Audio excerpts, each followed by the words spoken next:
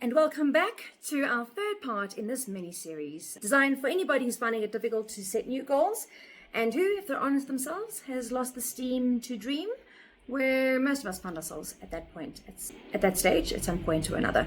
So what is another reason why we might find it difficult to set goals, to dream again, and to allow ourselves to have new vision? Well, one of the reasons, and the third part in this series, is that many times we just get too close to our own story. You've heard the expression, you can't see the wood for the trees. It's kind of the other way around. You're so busy looking at the bark and the next tree in front of you that you don't see the forest. And this is one of the reasons why having a good coach, a good mentor, and a good advisor is so important. And in fact, many years ago, a friend of mine, Digby, said to me, he said, "Shelley, you can't see into a circle until you step out of it."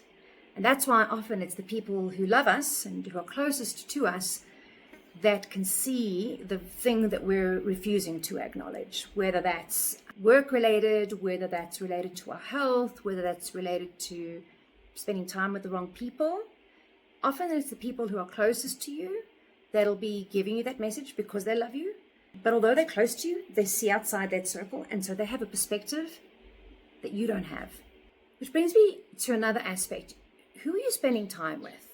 Les Brown famously said, "You are the average of the 5 people you spend the most time with." Here's a question. The people that you socialize with are a reflection of your past or a reflection of your future? Do they remind you who you were, or do they draw you out to who you want to be and who you can be? The people we spend time with is really important because their words often live inside of us. I know the older I get, the more I can hear my mother's voice in my head, right?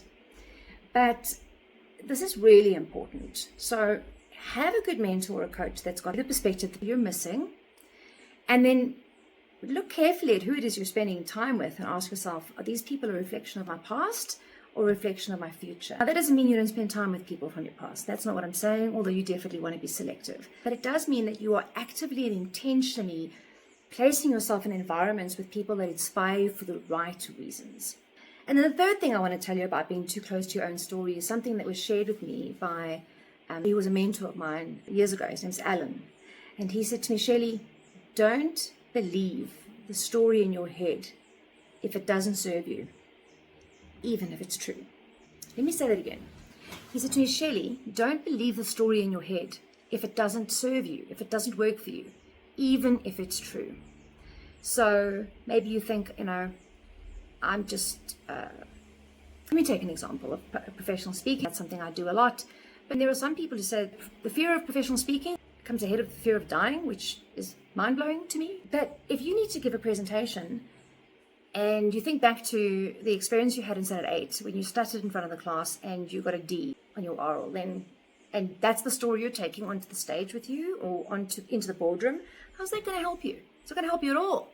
So shift that narrative and think about all the boardroom pitches you've done, all the one-on-one pitches you've done. And if you have a story inside your head and it's not serving you, then challenge that story with a superior narrative, which brings me back to point 1, which is get around people who can see the big picture, who can see inside of your circle from the outside, because they're going to give you the perspective that you need.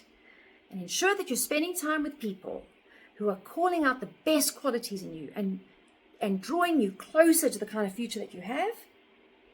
Challenge that internal narrative, and you'll find yourself dreaming again before you know it.